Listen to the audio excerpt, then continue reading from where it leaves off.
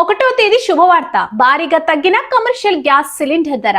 ఏ నగరాల్లో రేటు ఎంతుందంటే, ఈ ఏడాదిలో పశ్చిమాసియా యుద్ధం నేపథ్యంలో క్రూడాయిల్ ధరలు భారీగా పెరుగుతున్న వేళ దీనికి అనుగుణంగా పెట్రోల్ డీజిల్ ధరలు పెరగడంతో పాటు గ్యాస్ సిలిండర్ ధరలు కూడా భారీగా పెరిగాయి. గృహ వినియోగ గ్యాస్ సిలిండర్ ధరలు యుద్ధం సమయంలో స్వల్పంగానే పెరిగినప్పటికీ వాణిజ్య అవసరాల కోసం వినియోగించే కమర్షియల్ గ్యాస్ సిలిండర్ ధరలు భారీగా పెరుగుతూ వెళ్లాయి. 3 నెలల కాలంలోనే దాదాపు రెట్టింపైనవి.